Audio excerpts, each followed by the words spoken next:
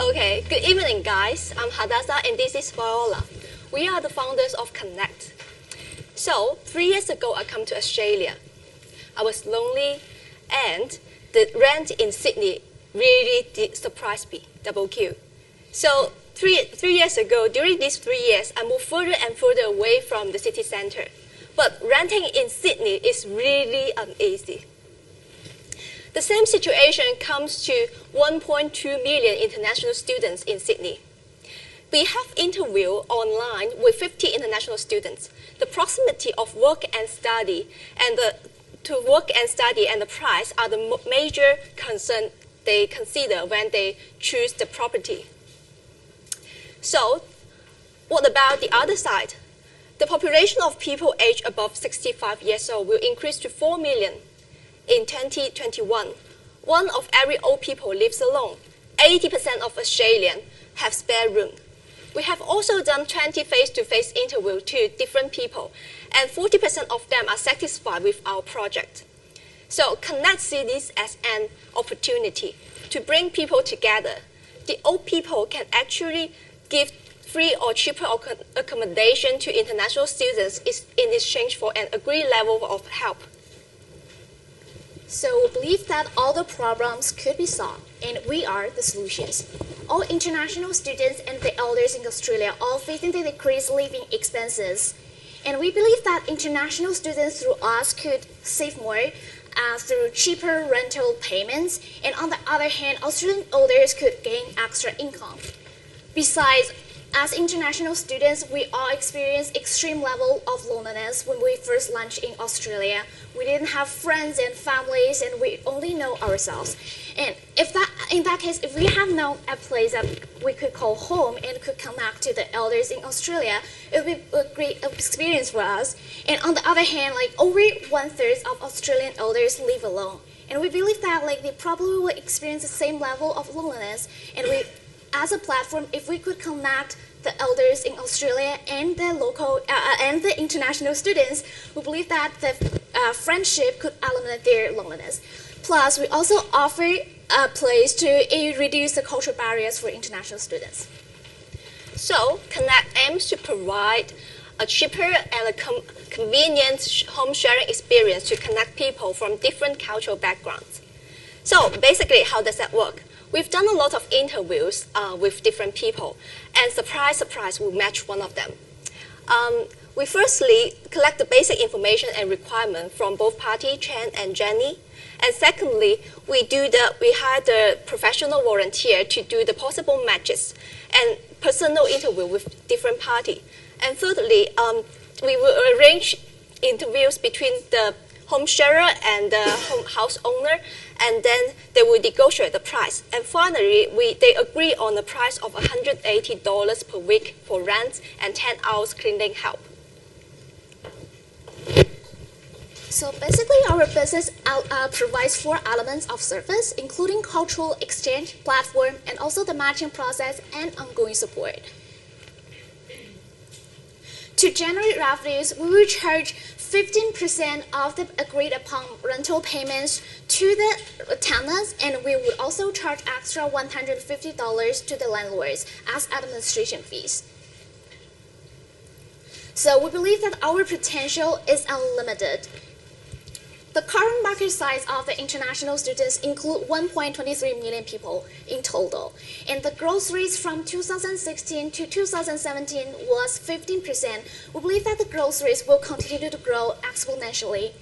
The market size of the Australian elders are 4 million in total, and based on our research, 40% of them are very willing to share their spare rooms. So we did a very simple scenario analysis. So if we assume the market price is $270 on average, and we could, in the worst case, if we gain 5% of the market share, we would eventually generate $13.5 million as annual revenue. And if we could generate 15% of market share, we would generate $40.5 million as annual revenue. But if we are ambitious and successful enough, and if we could get more than 50% of the market share, we will generate more than $100 million as revenue. But besides all the money-making process, we believe that as a social enterprise, we bring values to people, like by being who we are, like by nurturing and respecting the older generations. And as a rapidly changing today's business world, I think like it's a time for us to take risk and seize the opportunities. Thank you.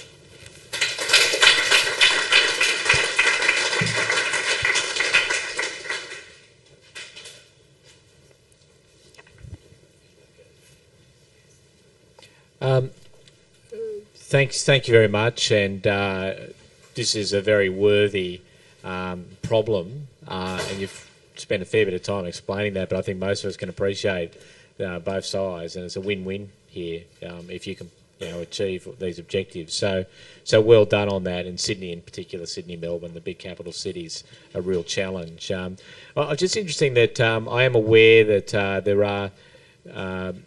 are other sort of homestay. There've always been. Can you sort of distinguish yourself from some of these where overseas student comes and stays on holidays with families, or other similar sorts of things which might be in competition with you? So we believe that our products are essentially different because we offer the extra home care service that homestay doesn't offer, and we also offer cheaper rates compared to the homestay. And third, we offer the cultural experience, which is kind of different from the homestay because we kind of integrate people in a deeper level, they have deeper conversations and sharing their own experiences. And added on that, we also lessen the financial stress for both parties. Okay. And this is not a big point, but I'll raise it. Hey, I've got a tax background, but from the point of view of the elders, have you thought about their obligations in terms of deriving income, or the impact on their pensions and benefits, etc.? Have you thought about how to sort of ensure people do meet their obligations, and perhaps are not worried about that as well? Potentially they could save cleaning fees and also house caring fees, as international students will do that for them. So that's the one way that could save. And second is they will gain extra income if they share their rooms. So as for pension fees, that's something that we should probably do more research on. Okay. Thank you both. With your, it's a double-sided marketplace here. I can see it's probably easier to target the international students. There's probably, my assumption would be that there are more clear and direct channels to reach them. On the other side of your marketplace, so the customers over, your customers over 65, how are you going to go about reaching them? What channels to use, because they're not necessarily active on the more traditional channels that people spout, like social media, etc. And also, which early adopter group of that 4 million are you going to go after first while you're staying focused in the early days? So sorry, 2 questions there. Yeah. So first, we will provide a general marketing process that including social medias and videos and general advertisement. And second, specifically for the elder group, we will connect first through the community centers. We did list out certain community centers, and one of group members did make a face-to-face interview in that community centers. And second, we would probably launch out through the young professionals who are concerned about their parents, and we think if they are concerned about this problem and be aware of our existence, they would probably introduce us to their parents. Which brings me on to a problem I had in the UK, funnily enough, with my mum. Exactly the same problem. We were looking at how do we help my mum in a sense of care, and it strikes me as a whole area of liability that you may not be aware of, but I'd like to know if you've thought about it and how you might plan to work around it. If you have students in a household and part of their job is to look after the elderly person, and that person, for example, has a fall, how do you manage the outcome from that event or any other similar events where the elderly person has an accident and the student who's perhaps new to Sydney actually doesn't know what to do? Sorry. Sir, could you? So if you've got an elderly person, they have an accident of some sort. How do you manage the process where the student who is new to the country manages that person's accident?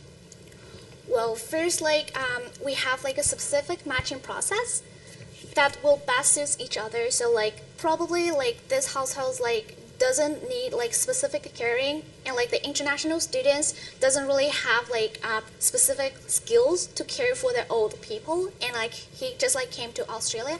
So we'll match these two together. But on the other hand, for international students who have been here for 1 to 2 years, but still want to gain more exposure to Australian culture and are interested in our program, we will connect this kind of more advanced international students to the others who needs more care and who needs more people who are kind of has stronger English skills to talk to. Thank you.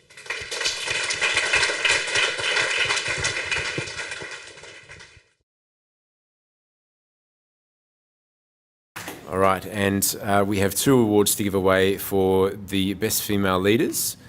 The first one, Megan, would you be kind enough to present these awards,